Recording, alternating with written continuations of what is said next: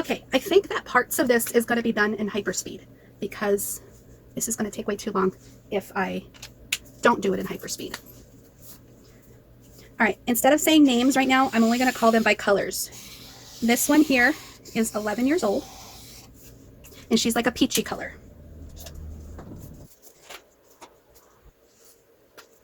This one is pink, and she's 16 years old.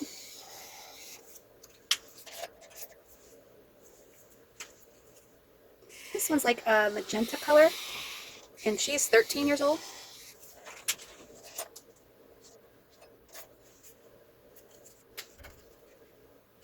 This one is maroon, and she's 10 years old.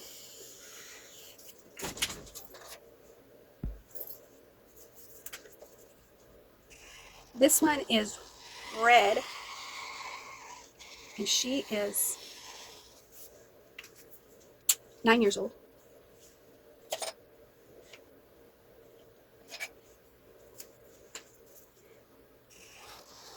This one is orange, and she is 33 years old.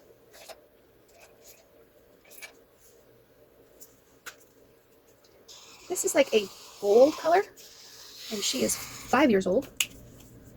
To make it appear a little bit more gold, I add a little yellow to it. This yellow one is 31 years old.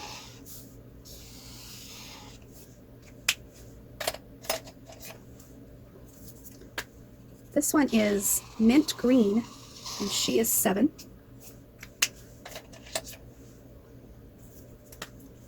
This one is regular green, and she is 14.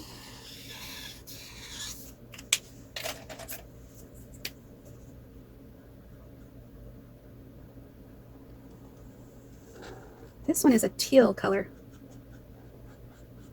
and she is also 7 years old.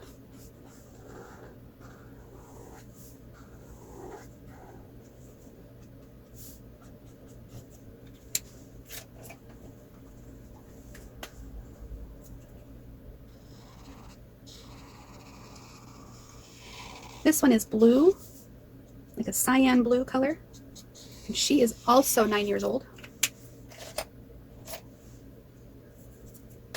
This is an indigo blue color, and he is 12 years old. This is a purple color. Purple is 4 years old. And this is like a lilac color, and she is 3 years old.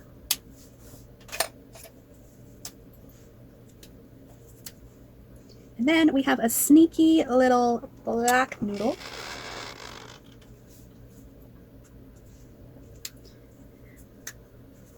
I think the age of that one is probably 13. And then we also have a white noodle. A white noodle way on the back side here. This one's 17 years old. Not like the ages really mattered, but they matter to me, I guess. They matter to us as a system. And me, when I say me, is the bowl. Me is Crystal. Crystal is the bowl. I am not Crystal without my noodles, and my noodles are not me without the bowl. So we are one and the same. And what I have been trying to figure out all my life is, which color noodle am I? Which color of noodles do I have in my bowl? And I was always trying to force myself to have nothing but yellow happy noodles, or golden noodles, or white noodles, or whatever you want to call them. Well, I have a white noodle, I have a yellow noodle, and I have a golden noodle. And I have a lot of other color noodles as well. So rather than focusing so hard on just one color, I'm going to be all of my rainbow noodles. I'm going to allow each of them to speak when they need to speak. And I'm going to be whoever I need to be at the time I need to be them. And hopefully we can learn how to be a team like we are right now in this very moment. Each one of us is here, present, and accounted for, working together as a team for the better sake of the system, for the better sake of the bowl. And that is why I call us the Rainbow Noodle System, or you can just say the Noodle System for short. All right, thanks so much, and talk to you later. Bye-bye. Hi. I've already recorded once today, and a part of me says, don't record again, that's silly. Why would you record another video today? Well, maybe another noodle has something to say. I'm still trying to get the hang of this, and I don't know if I ever will, because a large part of me is in a lot of denial, and a large part of me is also extremely relieved to be able to have something that makes sense with what's going on with me. Hi, my name is Crystal, and we are the Noodle System. I have a big question in my head. And the big question is, of course, am I faking? I don't think the word faking is a fair word, because whatever I'm going through is definitely a mental health crisis that I swim in and out of, depending on the moment, depending on the day. It's like this giant sea of crap that I can't escape from. And sometimes I gain enough ground in my healing, in my processing, in my emotional regulation that I am so far away from the sea, it can't touch me. And then there's other days that no matter how fast I run or how fast I tap dance, I'm practically drowning. And I can't tell all the time when it's happening or when it's not, or when it's taking a hold or when it's not.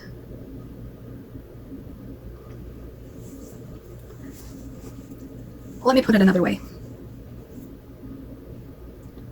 I don't know what all this is, but fitting it into a label like d.i.d. or OSDD or plural or whatever multiplicity title I want to give it, if I want to give it that title, it seems to make sense in the moment, and it seems to make sense for everything that's going on. But then I start reading other people's stories, and some people are saying that the trauma had to have happened before the age of 9, and some people think that you can be plural without having trauma. And I have a lot of things that point me back to how I may not have known I was plural for the largest chunk of my life imaginable, but there were pockets of times when I did wonder if I was. My question today that I'd really love some comments on, I'd really love some discussion going, I'd love to pick up the phone and call someone or do a Zoom chat or send me an email. I don't know exactly how to say this, but my question is, could my trauma have been caused? My question is, could my trauma have happened to me while I was an adult? Could I have had repetitive trauma so frequently as an adult that now I am an OSDD system? Could I have been fragmented slightly as a child, which made me susceptible to emotional abuse as an adult, which only further fragmented me as an adult? This is my question that I've been asking on Facebook groups. This is my question that I asked the d.i.d. community. How many of you have trauma as an adult, and you think that that's why you're fragmented now? Not so much because of fragments from your childhood. You feel like you've dealt with your childhood enough to not have caused this fragmentation. You felt like your recent events as an adult has caused your fragmentation, has caused the alters to come out, has caused the protectors to come out, has caused the littles to come out. Do you have any comments that you can contribute to this concept, please? I guess because I'm looking for validation, clarification, I want to know if I'm way off the mark. I want to know how isolated am I going to be in this community where I'm the only one that understands me and no one else understands me? Or maybe there are a few that understand where I'm coming from. I already feel tons alone. I've been feeling alone for a long time, and finding this community has really helped me feel less alone.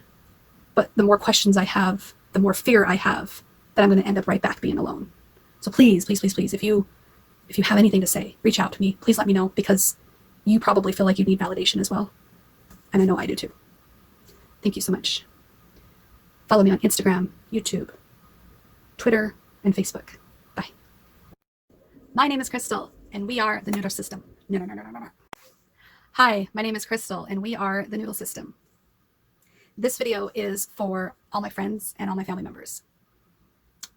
If I sent you this link, oh my gosh, I've got some cojones, don't I? I don't dare tell anybody what's going on with me. My husband knows, and my kids are hearing things about noodles, and they're not really sure what I'm talking about. I've tried telling my aunt, however you say that. For some reason, I've all of a sudden forgotten how to say that word. And I think it has something to do with a noodle that wants to say it one way and another noodle that wants to say it another way. So we're just going to call her the aunt, whoever she is. Anyways. And then I've also talked to my therapist about it. But besides those three people, and maybe my kids, I am terrified to say anything to anyone about this, which is why I'm desperately looking for friends who will understand.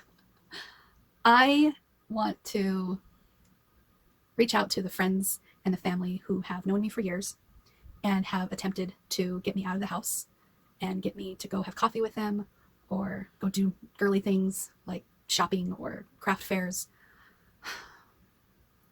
I'm really sorry that we didn't go. I'm really sorry that if we did go, that I was checking my watch and I was starting to panic and you could tell that I wasn't doing okay. I just got done watching an interview with a girl who was explaining what complex PTSD is like and how she can't always bring herself to leave the house and she can't bring herself to go do things that her friends want her to do. And there's a lot of guilt and shame that come with that. And for many years, I blamed my husband as the person that kept me at the house. And that was my way of denying my own complex PTSD that I didn't want to admit that I had. I didn't want to admit that I was really struggling with things from my childhood that I never dealt with. I think what makes it harder is that the people that caused the trauma in my childhood are either some of my best support system, or they've passed away. And then you've got people who I haven't spoken to forever, and I'm okay with that, because if you caused trauma in my life, why would I want to talk to you now? But I have a longing to go make it right, to go apologize to them for not being better to them so that they could have treated me better. Mental health is so important to take care of, like physical health. And if you don't take care of your mental health, whether you're a child or a teenager or an adult or a parent of a minor, if you don't take care of that mental health, it manifests in other ways, whether it be infecting you physically. You could get cancer, you could get diseases, you could get unexplained pain. It could manifest in so many other ways. In my case, my poor mental health and not addressing my complex PTSD caused me to see my husband as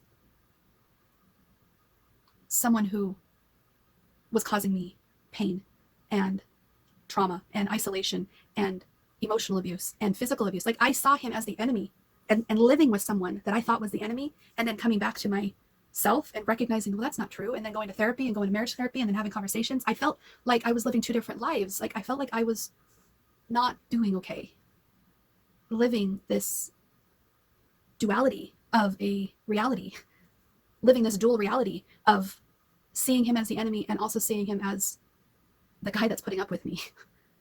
Basically what I'm saying, if I've invited you to this channel and you're brave enough to watch any of my videos, thank you for having an open mind, and thank you for allowing me to take a rain check on coffee, and thank you for continuing to check in on me, and thank you for showing me your unconditional love and support, even if you don't understand with what's going on with me. I got a noodle in my head that still thinks my husband's the enemy, and I've got a noodle in my head that thinks that he's the reason why my mind is fragmented even further. But I can't chase that noodle's thought all the way down the rabbit hole just to get lost even further. It doesn't matter who did what to me or why I am the way I am. I am who I am. I am a bunch of rainbow noodles. So now what? Now it's my responsibility to heal me. It's my responsibility to heal me, put up my boundaries, and forgive others, not for the sake of their own need to be forgiven, but I need to forgive others for the sake of my healing. And I need to apologize to myself for not honoring the pain that I went through as a child. And I think by doing that, I will, in time, I feel like I will start to sew the noodles of my fragmented mind into a beautiful noodle blanket. And I know that it's not going to take just one time of loving myself and forgiving myself and all that stuff. It's got to be a repetitious process. It's got to continually happen, because it's going to continually come up. And the more often it comes up, hopefully the less it will hurt each time. And over time, I hope things will get better. And I hope that I will be able to meet you for coffee. Thanks again. Bye. It's like 2:30 in the morning. Sunday night, technically Monday morning, the 3rd of August. My bed is perfectly made and I really should be going to sleep. But I've got one really strong noodle that does not want to go to bed. Not this one. This one. She wants to go lay down with Jim. And we've been trying to talk her out of it. But she refuses to get in bed. So we've done everything under the sun. We've colored. We've scrolled Facebook. We've watched YouTube videos. We've created more YouTube videos. We've edited YouTube videos. Let me read to you what all of these have said. Orange, I need sleep. And then purple, I can't sleep. One says, I'm too excited. Another one says, what's next? And then one says, screw work. Another one says, we can do it. And then another one says, go to sleep with Jim. And then the other one says, just stay. And then it says, Jim is to blame. And then it says, we aren't doing so good. Another one says, whose fault is it? Another one says, how can we control this? Another one says, we can't take it. Another one says, ooh, colors. Another one says, shh. Another one says, I wish things were different. I think I already said that. So I think I read them all. But anyways, a lot of them are just arguing with each other and we can't sleep. And they all have their own thoughts and their own agenda and what they want to do. And I'm so done with it. So who am I? I don't know. I can't figure all this out right now. All I know is that I've always had conflicting thoughts. But I never wanted to admit that I had alters. So now that I've embraced the alters, they won't shut up. I was always focusing on one noodle. Okay, I just gotta be this one noodle. Just be that one noodle. Just be that one noodle. And I was very unhappy. So now that I'm not being that one noodle, oh, trust me, one noodle tries to take charge sometimes, but this one noodle right now just wants to go to bed. I want to go to bed. I need to go to work in the morning. I must be orange. I must be orange because I gotta go to work in the morning. Yeah. I'm the only one that makes sure that we go to work. So while all these little children are fighting and stalling on going to bed, I think we're just going to go give the teal color, the teal noodle, what she wants. I think we're going to go sneak in and go lay down next to Jim. And if that doesn't work, I guess we'll come back here and force ourselves to sleep in the bed. But she wants us to at least try. So let's go try. We'll get it over with. All right. Everyone happy? No? Okay. Well, we're going to go try this for Teal because she's not going to let us go to bed until we've tried. All right. Well, talk to y'all later. Bye-bye.